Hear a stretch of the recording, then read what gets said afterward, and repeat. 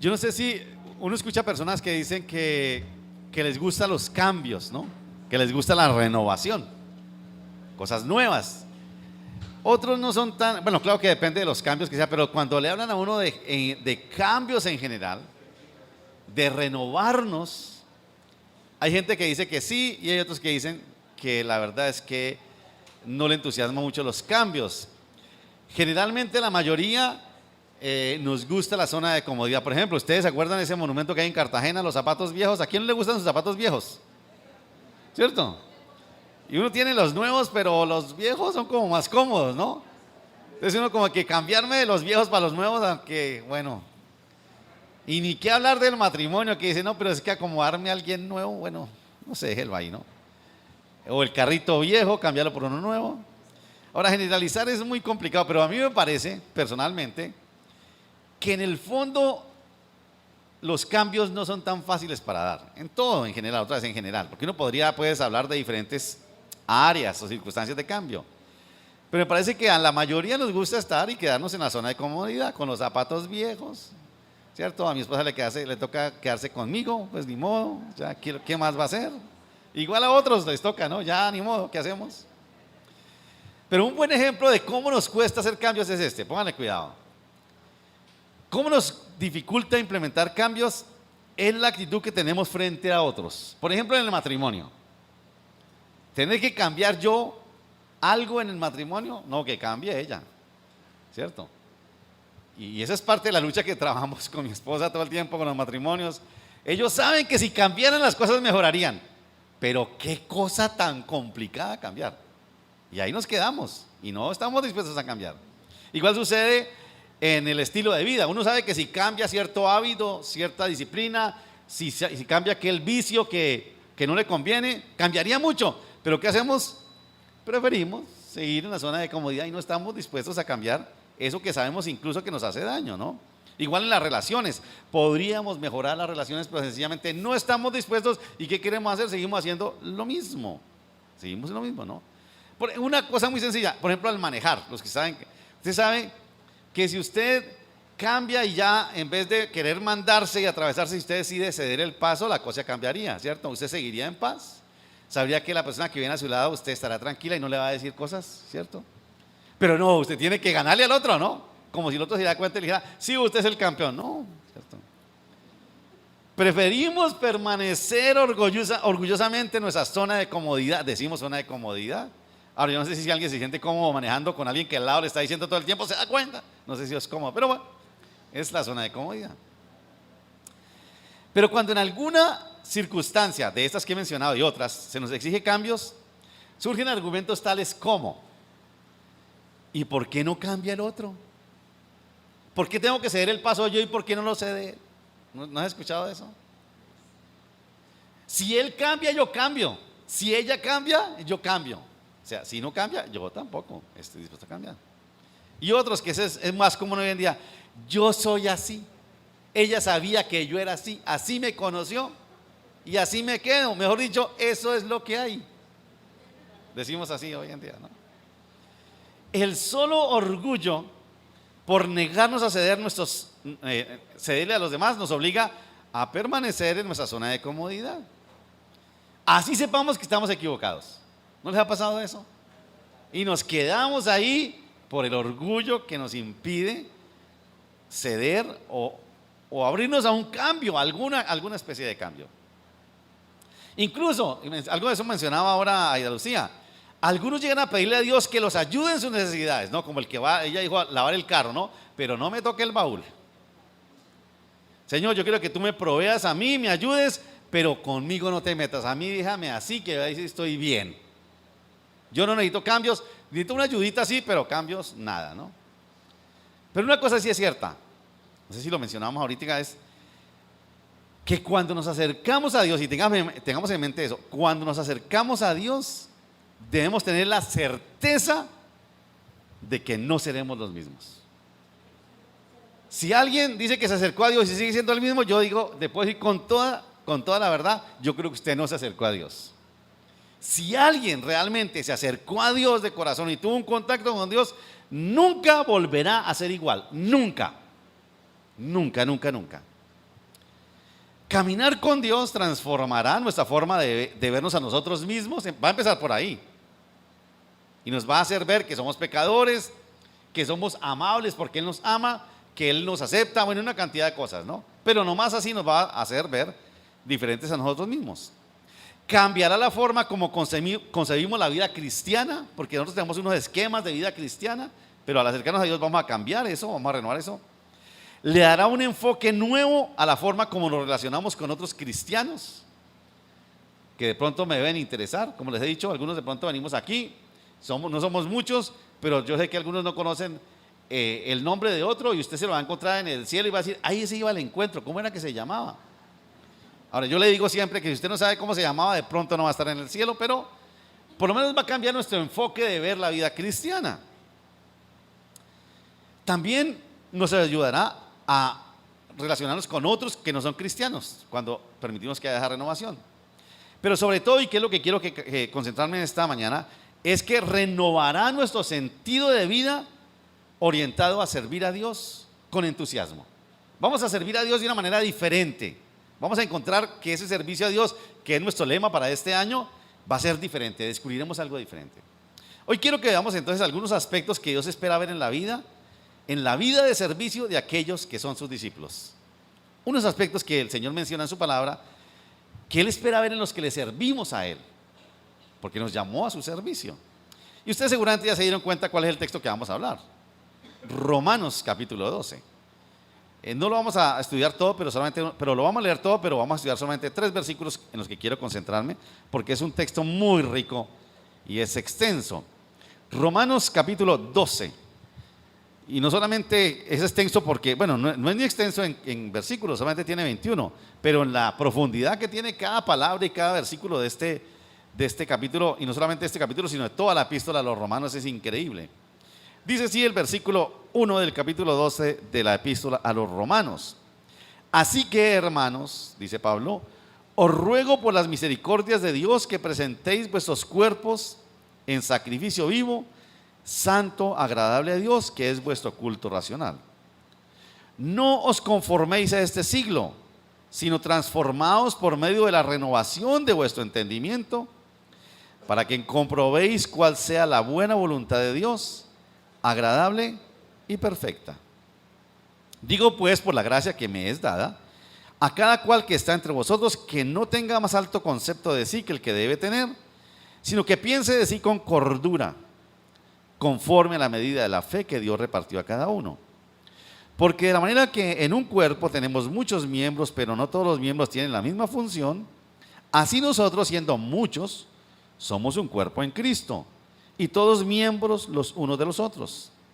De manera que teniendo diferentes dones según la gracia que nos es dada, si el de profecía, úsese conforme a la medida de la fe, o si el de servicio, en servir, o el de enseñanza, en la enseñanza, el que exhorta, en la exhortación, el que reparte con liberalidad, el que preside con solicitud y el que hace misericordia con alegría.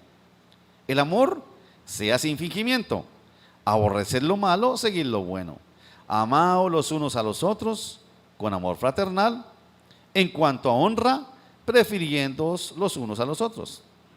En lo que requiere de diligencia, no perezosos, fervientes en espíritu, sirviendo al Señor, gozosos en la esperanza, sufridos en la tribulación, constantes en la oración, compartiendo para las necesidades de los santos, practicando la hospitalidad.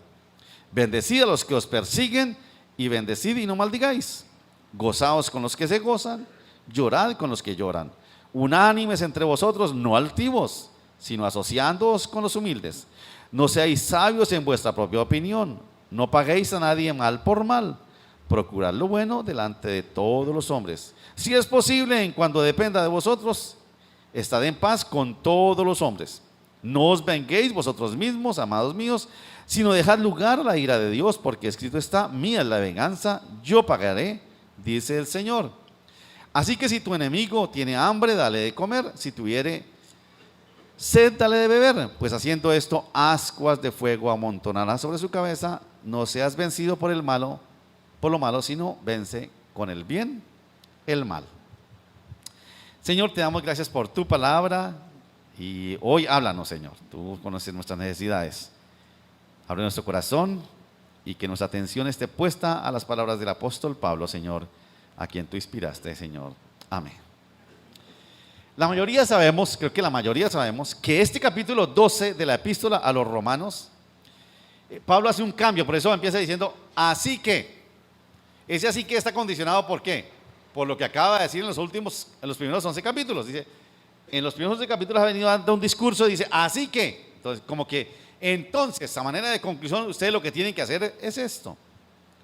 En los primeros 11 capítulos, ustedes lo han leído seguramente, Pablo ha esbozado de una manera magistral. Yo creo que nadie como Pablo en esos 11 primeros capítulos ha aclarado o planteado el significado de lo que fue o lo que es la obra redentora de Cristo y el significado del cristianismo. Nadie como Pablo, hasta esos capítulos.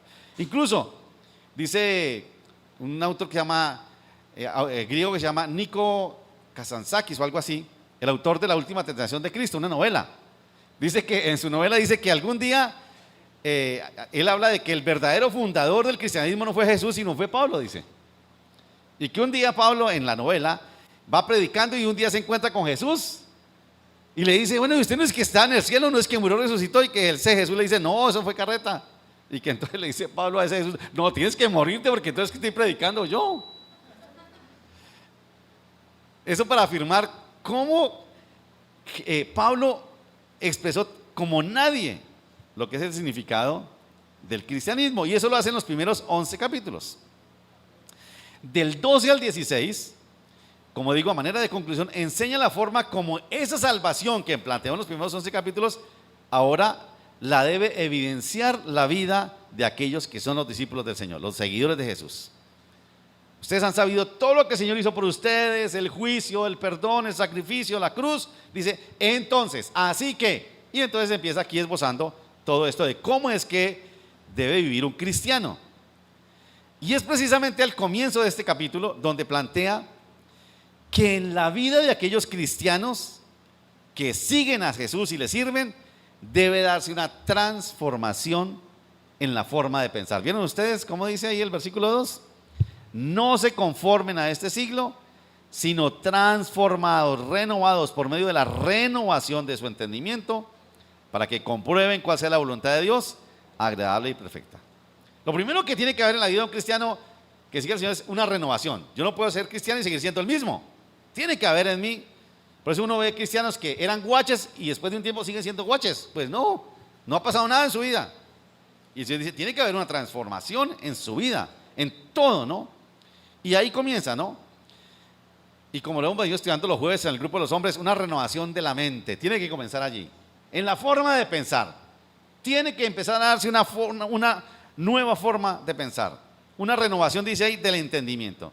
Es decir, que un verdadero cristiano entra en un proceso de transformación que dura toda la vida, porque esa es la voluntad de Dios. Digámoslo de esta manera, ninguno de nosotros somos producto terminado. Estamos en obra negra o en obra gris, como lo quiera usted, ¿cierto? Ahí estamos. Y qué bueno que estamos siendo transformados. Siempre digo, lo importante es que estamos en el proceso, ¿no? Y ojalá, siempre digo, que cuando alguien que usted no ve hace mucho tiempo lo encuentra y le dice, oye, estás cambiadísimo, ya estás como más tranquilo, más optimista. Qué bueno, Señor, por lo menos que se nos nota, pero cuando le dicen que está igualito, vuelvo y digo siempre, eso es como una ofensa, ¿no?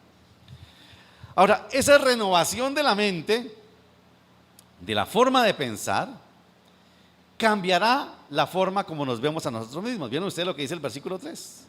Si ustedes se renuevan en la mente, dice, digo pues por la gracia que me es dada, a cada cual que está entre vosotros, que no tenga más alto concepto de sí que el que debe tener, sino que piense de sí con cordura, conforme a la medida de la fe.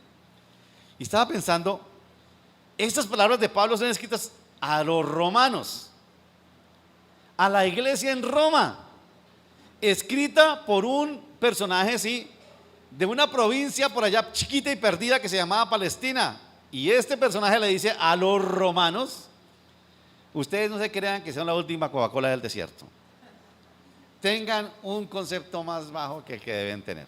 Yo les cuento algo, para nosotros fue con cariño. Nosotros trabajamos con misioneros acá, Luis y David también los conocieron, queridos y todo. Yo me acuerdo si alguna vez mi esposa le dijo, a alguno de ellos, ¿no es cierto que ustedes nos ven a nosotros como medio indios, como medio huitotos?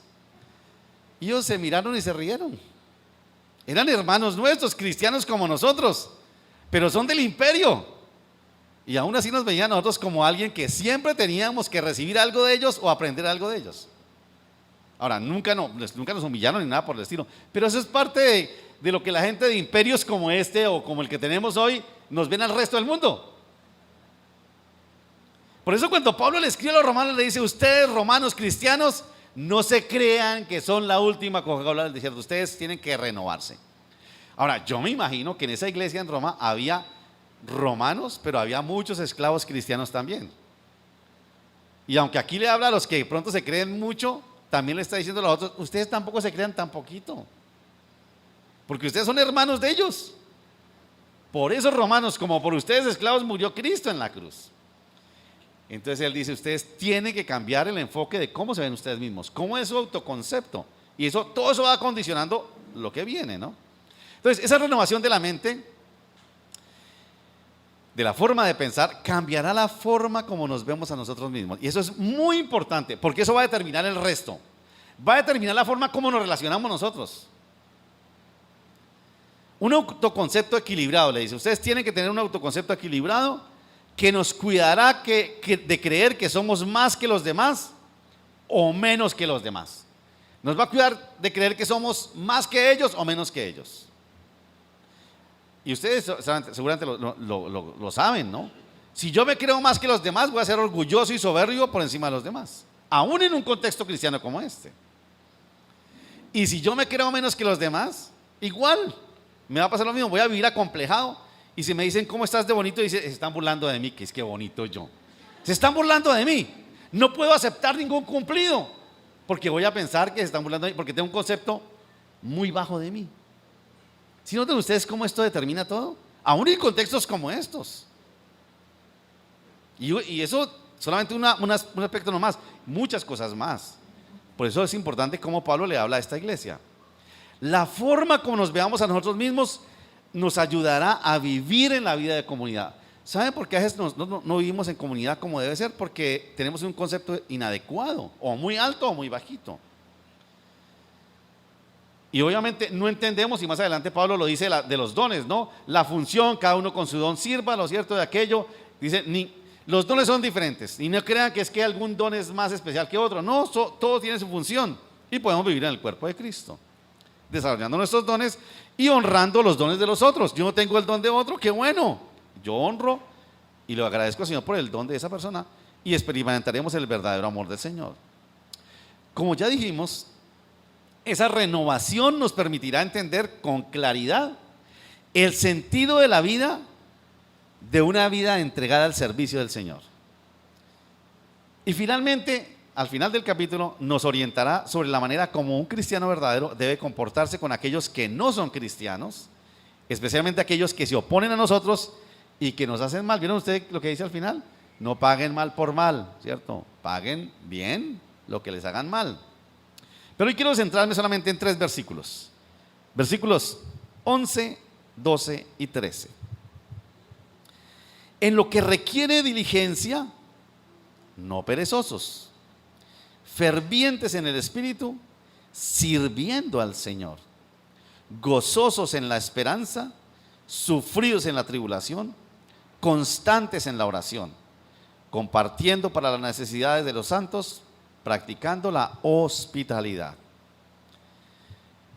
Hay algunas traducciones diferentes que dice ahí, dice más o menos, el versículo 11 dice: el servicio al Señor debe ser ferviente en el espíritu y diligentemente, sin pereza. Más o menos dice así, se me olvidó la palabra, bueno,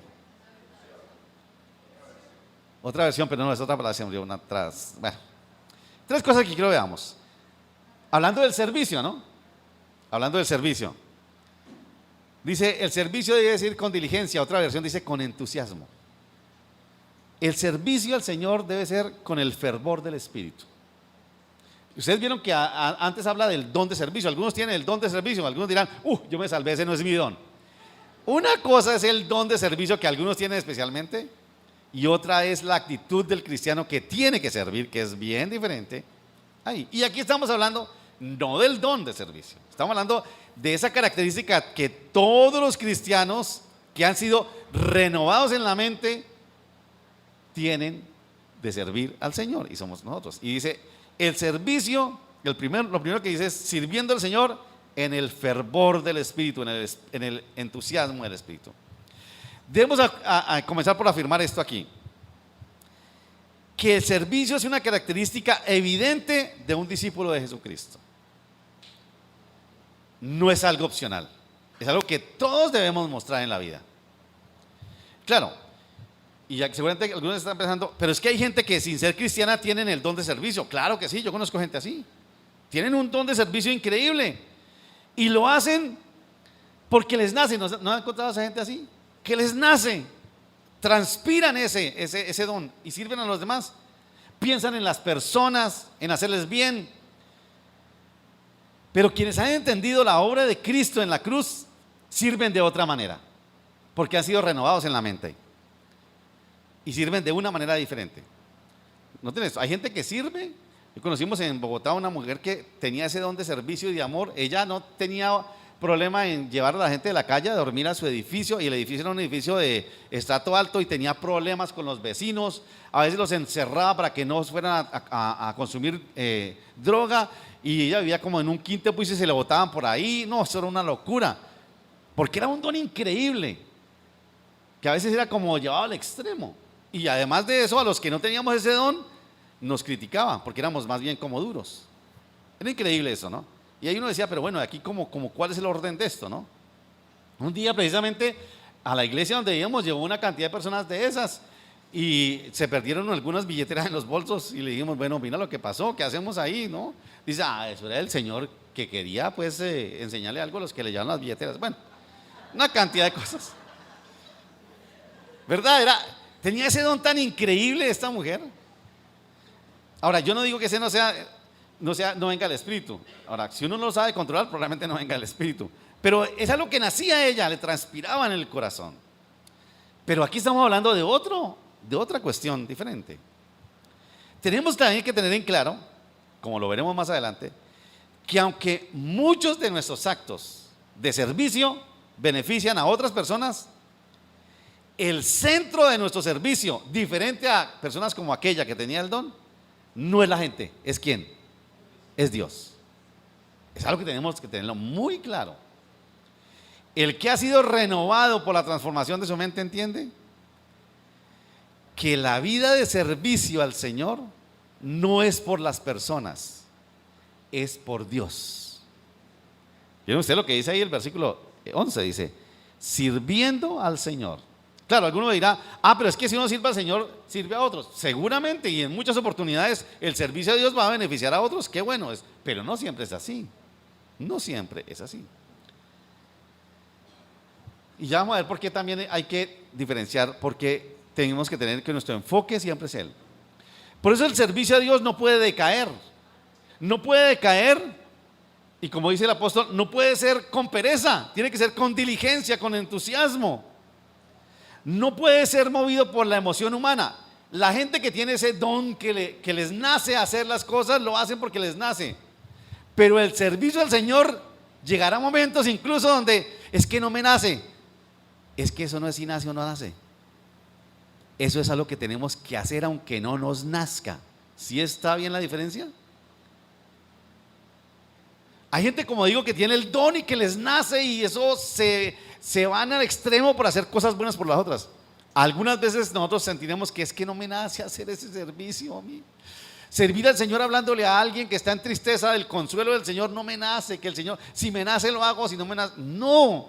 Es que no es si te nace o no, es que tú tienes que hacerlo porque la mente ha sido renovada y tienes que hacerlo porque el Señor espera eso de ti.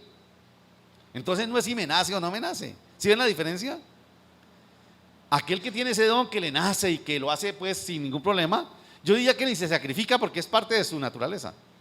A nosotros de pronto ese obedecer al Señor y practicar ese servicio puede ser que nos cueste algún sacrificio. Por eso Pablo dice, en lo que requiere diligencia, no con pereza. es en el fervor del Espíritu Santo. No puede ser movido por una emoción humana. No lo hago porque lo siento o porque me nazca. Lo hago porque el Señor espera que yo lo haga. Porque si yo me espero a sentirlo, entonces nunca lo voy a hacer. Mientras el foco de una vida de servicio a Dios, o sea, a Dios, no habrá espacio para esperar nada a cambio. Ni reconocimiento, ni recompensa, ni retribución, menos frustración si no recibimos ese reconocimiento. Porque de alguna manera la gente espera que yo hago, pero que me lo reconozcan, ¿no? Como nos compartía César, tengo un amigo que dice, es que en mi casa nadie me reconoce lo que yo hago ni nada, soy tan bueno, pero nunca me reconocen. Estás mal. Si tú te enfocas en Dios y tus expectativas al servir están en Él, descansa en Él. Y Él no me va a retribuir, seguramente sí, pero no pienses en eso, Él lo hará, Él no se queda con nada, descansa en Él. Asimismo, ya que mi vida de servicio está determinada por mi cambio de mentalidad, por eso es tan importante esto, y la forma equilibrada como me veo a mí mismo, cuando yo sirvo no voy a buscar ni esperaré que mis actos de servicio impresionen a nadie. Tampoco dejaré que lo que me mueva a servir sea el reconocimiento de las personas. Incluso me ayudará a negarme a hacer lo que no puedo hacer cuando no tengo las capacidades. Porque cuando tú no has sido renovado en tu mente y tu autoestima no es equilibrada, sobre todo los que a veces tenemos una autoestima muy baja, terminamos diciéndole sí a todo, ¿no? Porque es que yo soy tan bueno que a todo el mundo le digo que sí, le sirvo en todo. Pero usted no lo hace por bueno que sea, usted lo hace porque quiere ganarse el favor de la gente, la afirmación de los demás. Eso suena feo cuando le dicen a uno eso, ¿verdad? Cuando yo lo entendí, me dolió muchísimo. Porque yo creí que era tan bueno con la gente. Yo les decía a todos que sí. Decirle a nadie que no. Como decían, es que si yo hubiera sido mujer estaba lleno de hijos, como decían. Todo era así. Era así, sí. Pero era por mí, no era por Dios. El enfoque no era el Señor, era ganarme yo las indulgencias. Si mi foco de servicio es Dios, entonces me esforzaré por agradarle a Él. Y noten esto, haciendo lo que Él espera de mí, como cristiano, como ciudadano, como esposo, como padre, como hijo, como hermano, como jefe, como empleado, etcétera, etcétera. Si el foco de mi servicio es Dios, yo hago lo que me corresponde a mí sin esperar que el otro lo haga o me reconozcan o no. Y vuelvo al ejemplo que siempre ponemos del matrimonio. Yo hago simplemente. Y es que mi esposa no se merece eso, mi marido no se lo merece, pastor. ¿Usted lo hace por él o por ella o por el Señor? ¿Si no tan importante que es eso de renovar la mente? Porque finalmente mi foco de servicio no es ni mi mujer, ni mis hijos, ni la iglesia, sino solamente Dios. Es el Señor.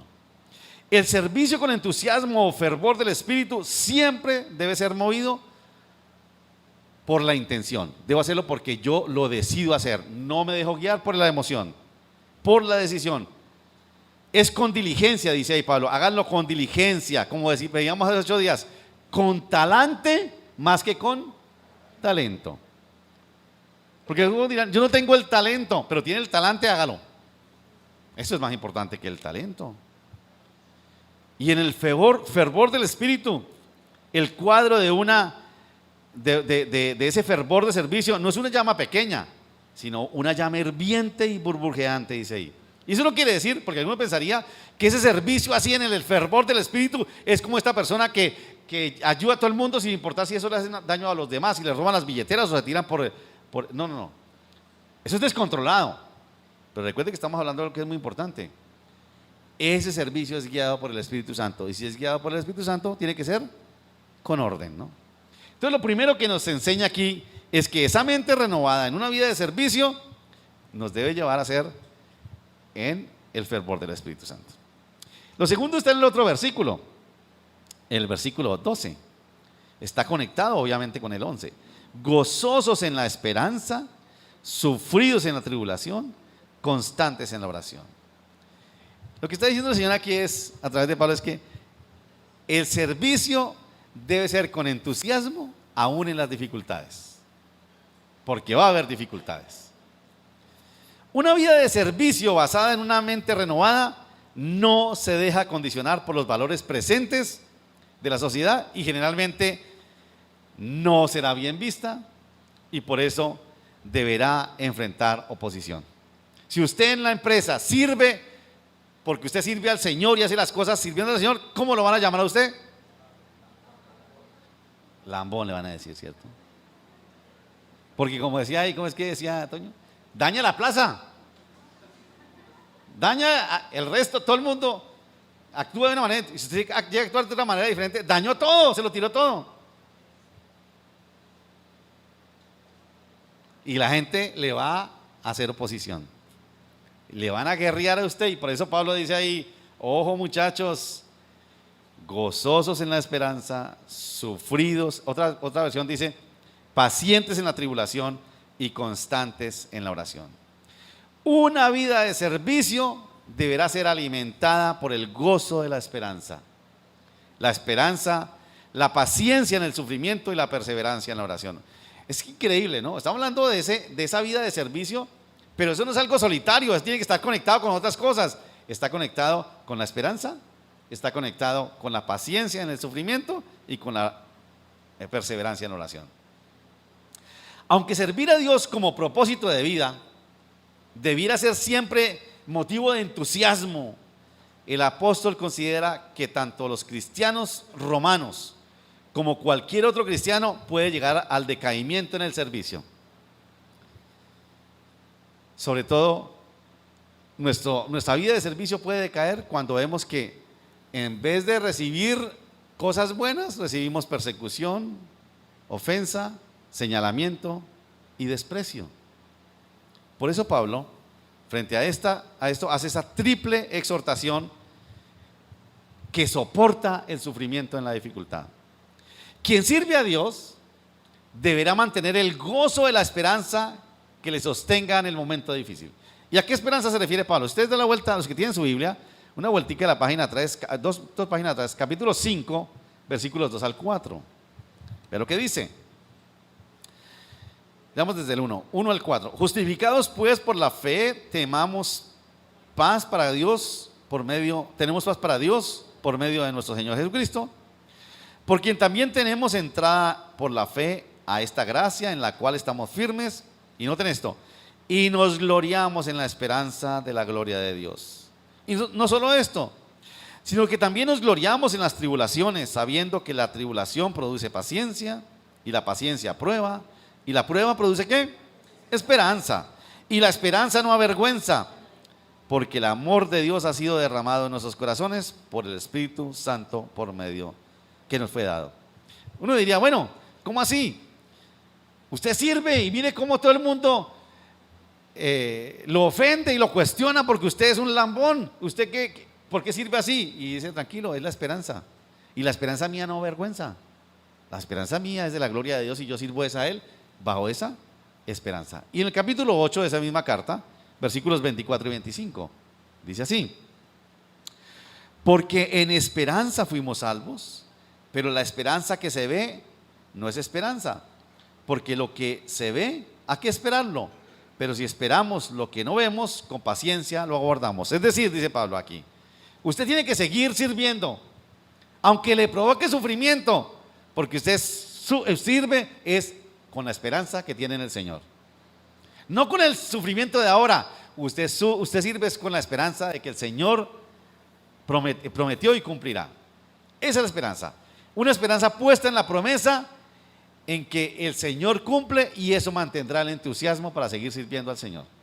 Porque es obvio, si yo sirvo al Señor y de una vez recibo ofensa, uno que dice, uy no, bajemos un poquitico, no tan intensos, ¿no? No, está hablando de que es con intensidad, con entusiasmo, con fervor, sin pereza. Y no podemos bajarle nosotros, hay que seguir haciéndolo.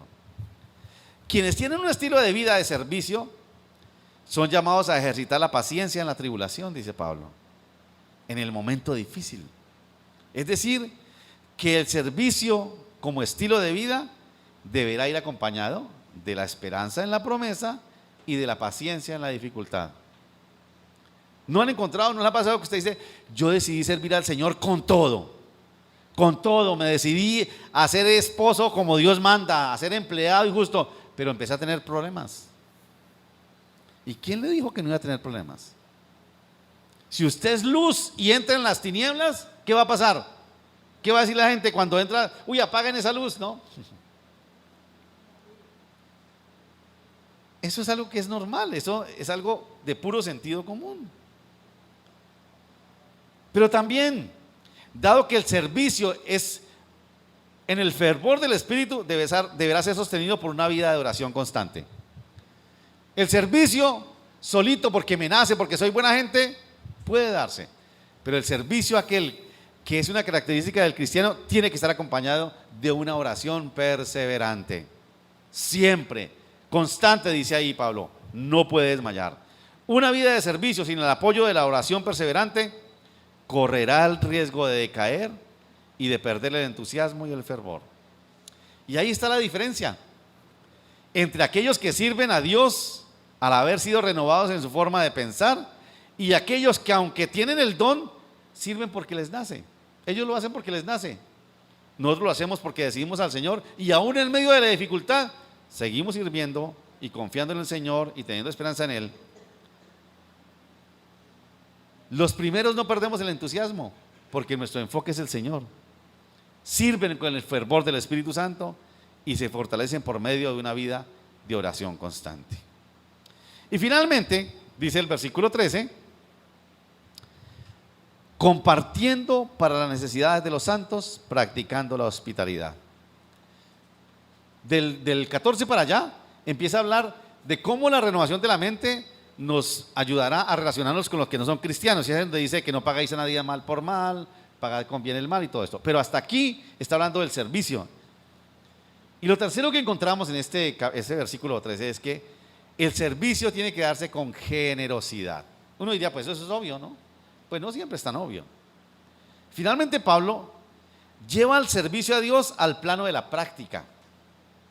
Una vida de servicio debe llevar a la generosidad para aportar a las necesidades de los hermanos, de los demás.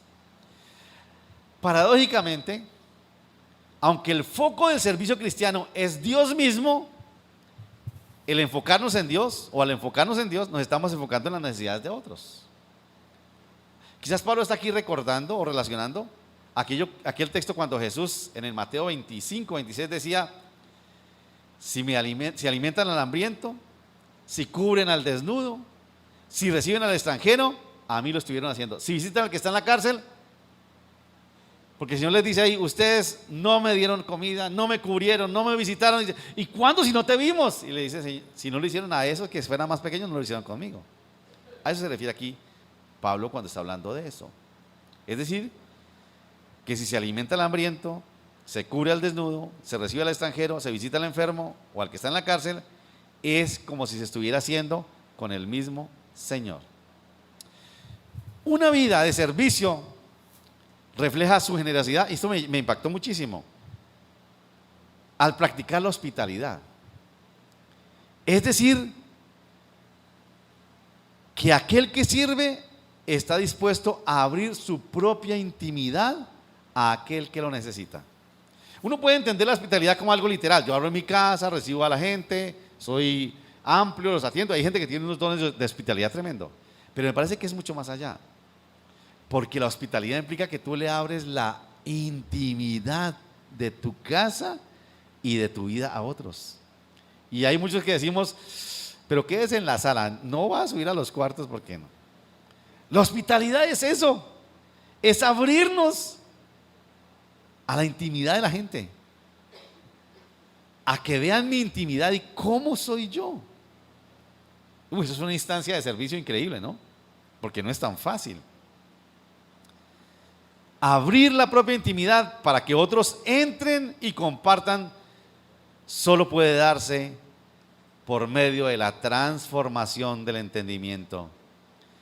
Porque aquel que ha sido transformado el entendimiento tiene que vivir con una intimidad consecuente con lo que dice vivir afuera. No hay máscaras y tiene que ser 100% honesto. Fácil servir de una manera pero que no me conozcan adentro, ¿no? Y uno después cuando conoce a alguien de verdad en su intimidad, en su hospitalidad, dice, uy, y todo lo que mostraba era un angelito, ¿no? Pero ¿cómo es que dicen angelito en la calle, pero demonio en la casa, ¿no? Tiene que ver con esto sencillamente. Si yo sirvo al Señor a partir de una mente renovada, yo soy consecuente con lo que hago afuera, como lo vivo en casa, en mi intimidad. ¿Cómo soy yo? ¿Qué es lo que veo? ¿Qué es lo que digo? ¿Con quién hablo? Uno encuentra personas aquí que es, o quizás que usted conoce, ¿no? Y de pronto usted va a su entorno y empieza a ver, o en el trabajo, y eso, mejor dicho, es un demonio que usted dice, y esa ovejita que en la casa, en la iglesia, ¿no? ¡Wow! La hospitalidad implica honestidad total. No hay máscaras, porque no temen ser juzgados, sino que tienen un autoconcepto equilibrado. Terminemos con esto. Vivir una vida de servicio va más allá que hacer buenas obras o cosas que nos nacen. Porque uno dirá, listo, yo sirvo al Señor si me nace. Si el Señor se viniera aquí y me pide a mí que le haga algo por él, yo cómo no lo haría. Y el Señor le dice, ve, haga esto por esta persona. Dicen, ah, no, yo por usted, Señor, sí, pero por este pecador igual que yo, no. Es que no decimos así. ¿Qué va a hacer uno por otro pecador peor que uno? Pero el Señor sabe que ese pecador quizá necesita que usted le sirva en amor. Pero es que no me nace, Señor. Es que no estoy pidiendo que te nazca o no. Yo te estoy diciendo que lo hagas por mí. Vivir una vida de servicio va más allá de hacer buenas cosas porque nos nacen o porque lo sentimos en el corazón. El servicio a Dios es originado por una mente renovada que sale de su zona de comodidad y que va acompañado de la diligencia para hacer las cosas con entusiasmo en el fervor del Espíritu, que va complementada por el gozo de la esperanza en la promesa, con la paciencia en la dificultad y la oración constante, y que termina en la generosidad y la honestidad de la hospitalidad. Si notan ustedes, eso es un combo completo, una cantidad de actitudes que tiene que ver con el servicio a Dios a partir de una mente renovada. Y me parece a mí que si de pronto nosotros luchamos con el servicio al Señor, debemos decirle, Señor, entonces renuévame la mente porque, Señor, yo no lo había entendido. Y el Señor nos va a renovar la mente para que sirvamos como Él quiere que sirvamos. Que el Señor nos ayude a servir como Él quiere que le sirvamos. Así no nos nazca. Que si servir al Señor es ser buen esposo y salir de mi zona de comunidad y decidir a cambiarme, Señor, tienes que renovarme la mente porque esta mente no da para más, Señor. Está cerrada y trancada, está cauterizada. Tiene que ser tu espíritu. Y el Señor lo va a hacer. ¿Qué tal si oramos? Incline su rostro un momento. De todo esto que hemos dicho, seguramente el Señor ha hablado algo a nosotros y háblele a partir de eso. Dígale, Señor, gracias, ayúdame. Quizás a entender, Señor, todo esto que dice tu palabra. Señor, gracias por recordarnos a través de tu palabra hoy que nosotros no somos la misma persona, Señor. Que cada día tú en nosotros estás haciendo una nueva obra, una obra de renovación, de transformación. Señor, guárdanos de quedarnos, Señor, acomodados a lo que este mundo nos ofrece.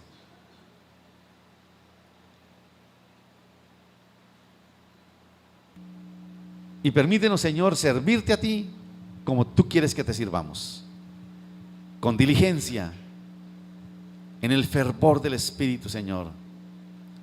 Señor, muévenos a servirte donde quieras que sirvamos, Señor. Señor, reconocemos que nos cuesta salir de la zona de comodidad, que nos cuesta cambiar sobre todo aquellas cosas que nos significan humillarnos, nos cuesta cambiar. Pero servirte a ti, Señor, agradarte a ti, dar testimonio de ti en nuestras vidas, seguramente implicará cambios dolorosos tal vez. Pero, Señor, tú nos honrarás. Señor, que lo hagamos con inteligencia, con diligencia, en el fervor del Espíritu, oh Dios. Señor, que al servir sea donde estemos, en el trabajo, en la casa, en el matrimonio, nuestro foco seas tú, Señor. Que nuestro foco no sea ni mi esposa, ni el esposo, ni los padres, ni los hijos, ni el jefe, sino que el foco seas tú, Señor. No importa, Señor, si al servirte a ti seguramente nos señalarán y se burlarán. Eso ya lo sabemos, Señor, que va a ocurrir. Solamente ayúdanos, Señor, a descansar en la esperanza de tu promesa, a crecer en la paciencia y sobre todo a estar cerca de ti, oh Dios, en oración. Señor, si tú seguramente nos pondrás a servirte a ti, bendiciendo a otros, como dice tu palabra, tal vez abriendo nuestra intimidad de la hospitalidad. Dinos cómo y ayúdanos, danos la valentía para ser obedientes a ti, Señor. Señor, gracias por tu palabra. Sigue renovando nuestra mente, Señor. Cada día estamos ahí dispuestos, Señor. Sabemos que es doloroso, pero síguenos renovando la mente, Señor. Que podamos ver los cambios, Señor. Que otros lo vean para honrarte a ti por la obra que estás haciendo en cada uno de nosotros, Señor. Gracias. Te adoramos, Señor, y te exaltamos porque tú eres bueno y porque tú siempre estás interesado en nosotros cada día. Amén.